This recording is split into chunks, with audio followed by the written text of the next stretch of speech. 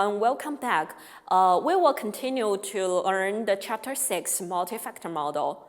So let's have a look. In the previous lecture, we learned the APT, arbitrage pricing theory, but there is some problem for APT model. One is for the APT theory, we didn't identify which risk factor should include in your model. So in other words, it means what are they? And also the APT theory didn't know how many the risk factor should include in your portfolio or in your model. So that's the number of the risk factor. So in this class, in this 6.2, we will introduce multi-factor model. In multi-factor model, we can do the empirical study. So that's a kind of applicate the arbitrage pricing theory in the real world. And in this class, we will introduce 3 different multi-factor model, the macroeconomic factor model, fundamental factor model, and statistical factor model. And we also compare the microeconomic model with fundamental factor model. The last one will compare the multi-factor model with APT model. Okay, let's continue to study each one by one. The first, let's have a look, what's the multi-factor model? So the multi-factor model, the investor choose the exact number and identify the risk factor, while the APT model doesn't specify either of them. So that's the problem for the APT model. So let's have a look at the equation. On the left-hand side of your equation, which is RIT, this is the securities I's return that can be measured as either nominal or excess return on security I. And then on the right-hand side of your equation, it is alpha I plus BI1 multiply F1T and sum them together. So let's have a look. Each of this F is our risk factor. So that's the period T return to the G's design risk factor. So in this subscript, 1 means the first risk factor, 2 means the second risk factor. This T denotes that it's the time period T.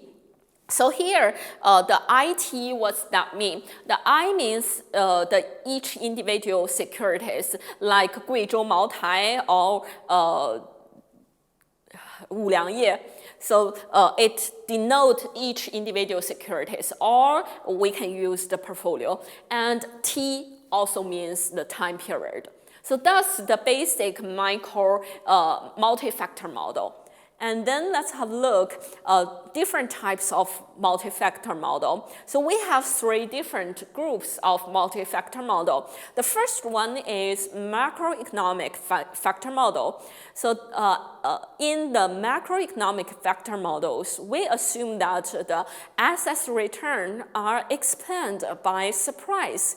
So that's the important, the surprise or the shocks in the macroeconomic risk factor. So that risk factor might be GDP, inflation, or interest rate. And the second one, the fundamental factor model, is we assume that the assets return are explained by multiple firm-specific factors. So that's important, the firm-specific factors. We consider each individual firms, so like P ratio, market capitalization, market cap, and leverage ratio or earning growth rate. And the last one is statistical factor model. The statistical factor model, they analyze the assets return based on statistic factors. So we include 2 important statistic factor models.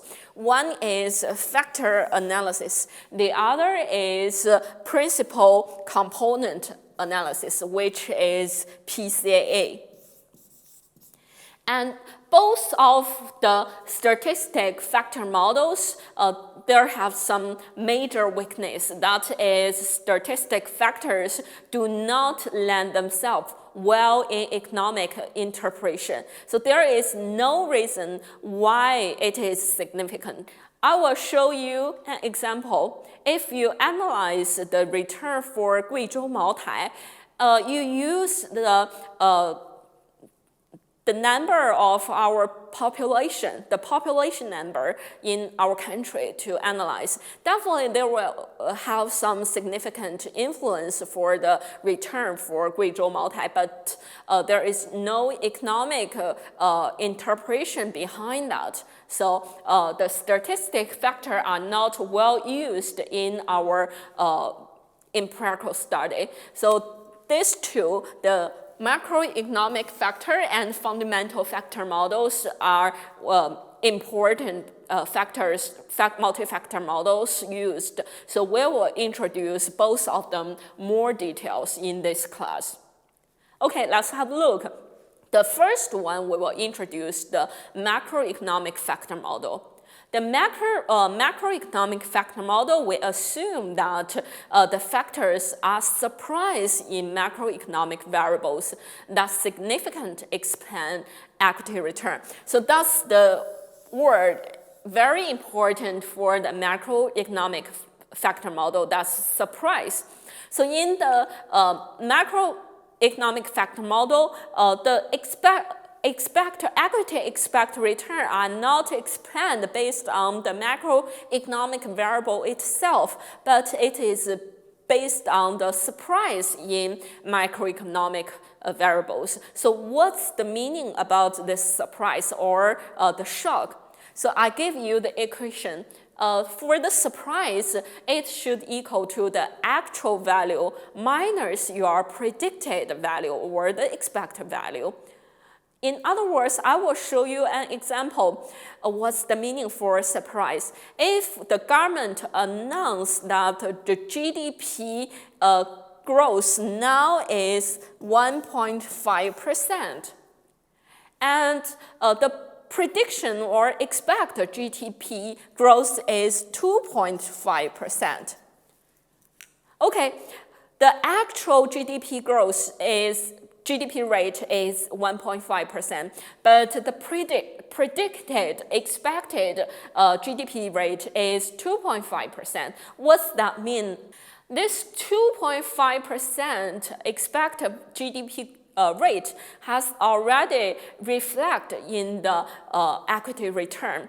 But now, in reality, it's only increased to 1.5%. So the difference between these two is minus 1%. This minus 1% is a bad news for the stock return. So it will make the stock return decrease. Because our actual is worse than our expect. So we only include this surprise, consider this surprise as our expected return for the macroeconomic model. So let's have a look at this model. For the macroeconomic model, factor model, we have ERI, which is our expected return for SSI. And then we plus BI1 multiply FGDP. So this FGDP and here FQS is our multi-economic factors. So for the GDP, it should be GDP surprise. And for the QS, it is the QS surprise.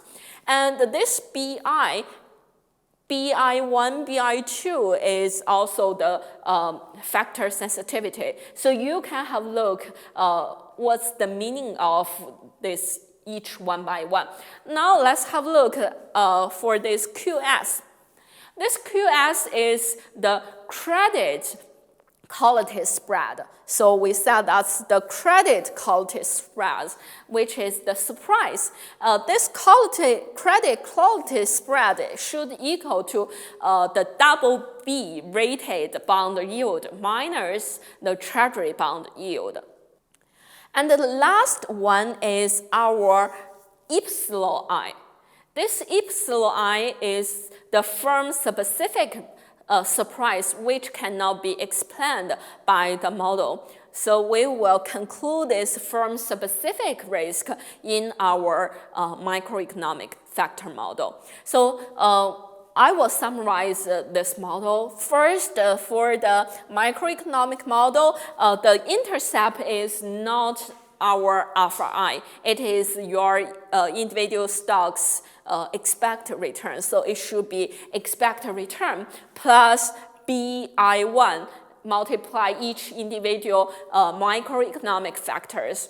Now, each macroeconomic factors, they should consider the surprise, not this macroeconomic variable itself. And last one, you need to include your firm-specific surprise in the model. So that's all for macroeconomic factor model. Now let's have a look at the example to show you to understand this macroeconomic factor model. Now we have to compute a stock return using a macroeconomic factor model. There are two factor models used to explain the return for MediaTek. So we use MT to denote this individual stock. So we give you the equation for this macroeconomic factor model. RMT should equal to expected return plus the factor sensitivity multiply GDP surprise plus the factor sensitivity multiply the quality surprise and plus the firm specific surprise. Now let's have a look at the information. We have the expected return for MT equal to 10%. So we can write down here, that's 10%. And then we have, over the past year, the GDP grow at a rate that was 2% higher than original expect. So this sentence means our GDP surprise is 2%. So you can write down here, that's 2%. That's the surprise. So it's the GDP grow at a rate that was 2% higher than original expect. And then we can have a look at the next sentence. The quality surprise is 1% lower than original expect. So here the QS factor is minus 1%. And the next one, we have the MediaTek sensitivity to GDP rate factor is 2. So here is 2. And the sensitivity to the quality surprise factor, which is equal to 0.5. So we can sum them together. And the last one, let's have a look. Over the past year, the MT also experienced 2% company unique surprise return. So here the firm-specific surprise is 2%. So you sum them together, you will find the final return for expanded return for MediaTek is 16.5%. So that's your return for MT. So this 16.5% is much higher than your expected return, which means it's this company, this stock is much better. And let's have a look. This minus 1 means what? So what's the meaning for this minus 1%? So this minus 1% is equal to this factor surprise is equal to your MT company's rate, the yield minus your treasury yield. So if the difference between them is lower, minus 1, it definitely means that your company, the MT, is much better. The bond rated for this MediaTek is higher, so the difference, the credit quality spread is lower. The negative factors means that your MT stock price will increase.